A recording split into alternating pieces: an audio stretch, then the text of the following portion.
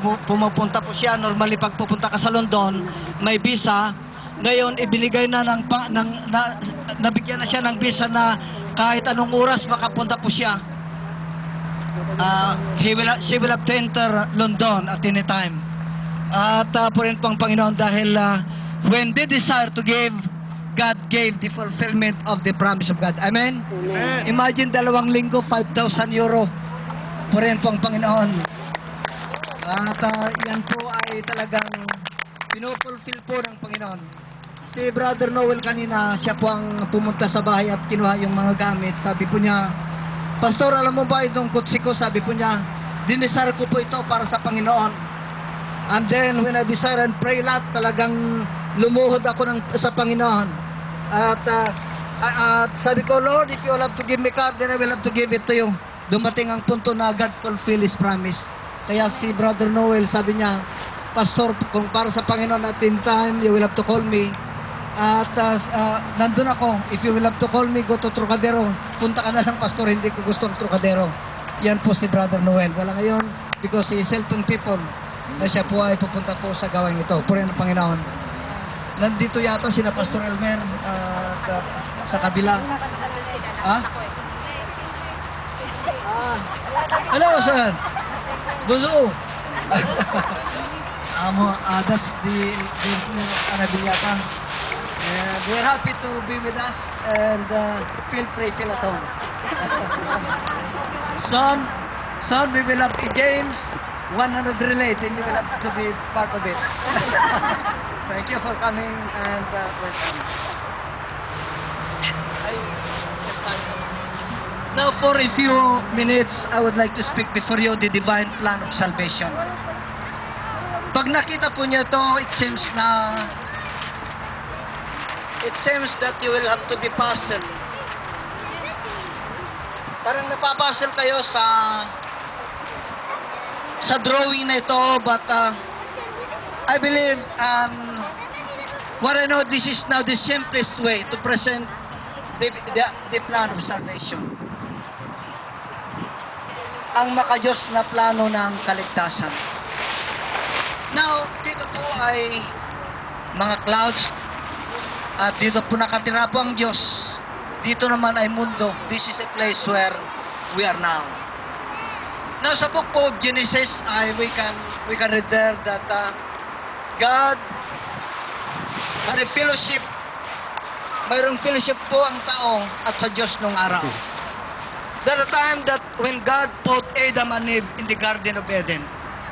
Garden of Eden is likened unto heaven already. Nothing they can hide from God. Sila po ay nakatira po. At by the time na tinalaga po ang Diyos sinadan at iba sa Garden of Eden, there is something that happened that separates God and man.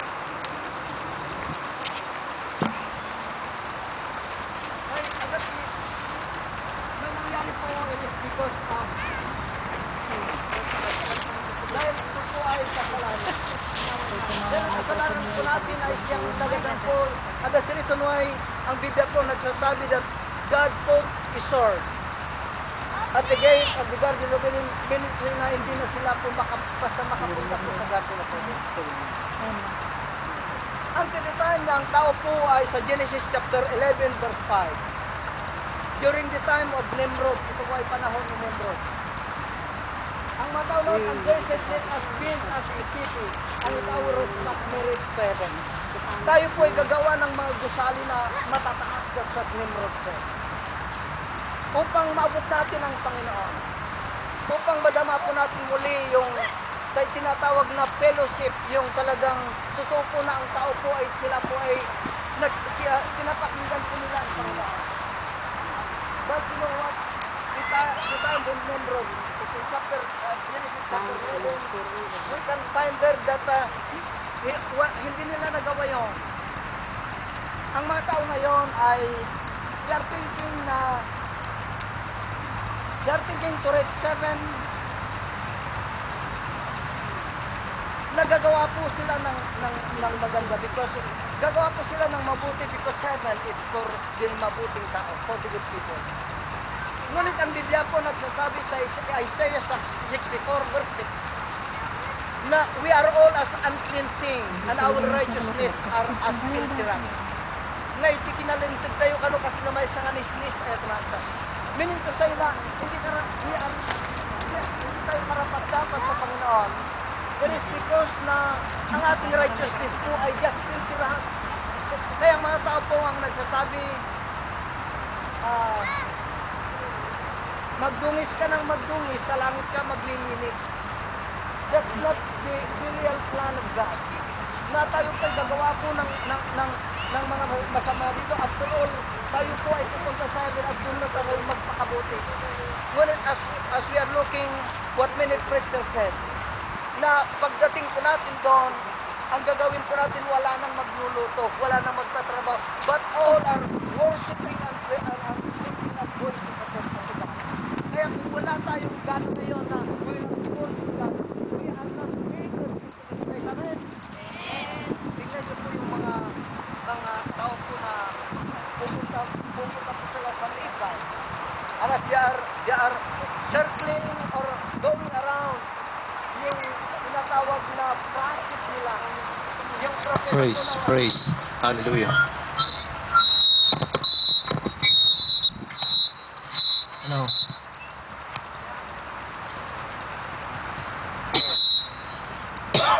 So Isaiah chapter 64 verse 6, we are all as unclean thing, and our righteousness are as filthy rags. Hindi natin maabot ang Panginoon. We cannot reach God by doing good things. We cannot reach God by doing something na alam po natin na ito ay gusto ng Panginoon. Sa libro po ng I will have to say sa libro po ng Roma 3:23, for all have sinned and come short to the glory of God. Lahat po tayo ay nagkasala sa Panginoon. For all have sinned and come short, Romans 3:23, and come short to the glory of God. Tayo sa amin nagbasol sa Ilocano, kahit nagbasol ito isang wanting Diyos. We are all sinned before God. Tayo po ay may kasalanan sa Panginoon. Dahil kung sino man sa atin ang nagsasabi wala tayong kasalanan, we are deceiving ourselves, sabi po ng Biblia. Kaya nagpapasalamat po tayo ngayon.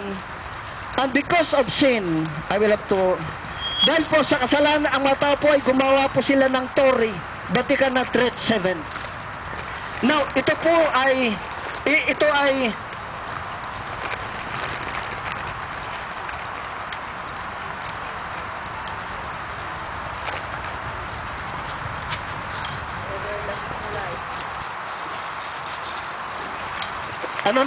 everlasting life ito. This is a place forever. Ang matao, they will have to reach heaven to have an everlasting life. Ngunit, they will have to gagawa po sila ng mga mabuti at magaganda. But it will not have to exceed at heaven. Hindi po pupunta po sa karyan po ng Diyos. Kasaran din.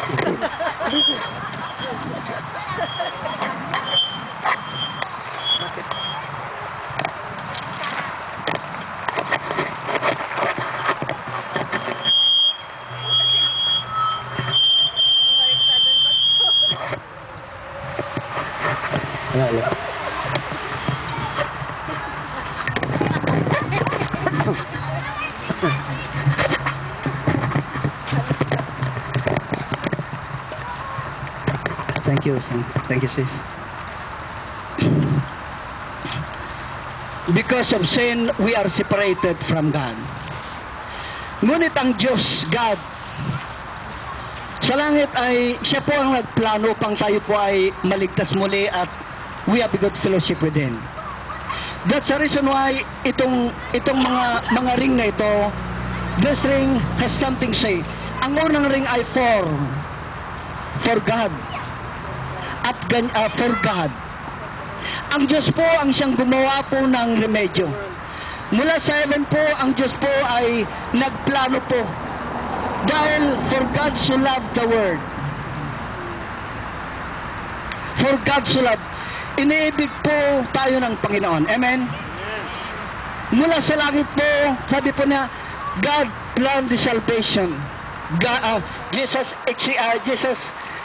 perform the salvation, and Holy Spirit execute the salvation.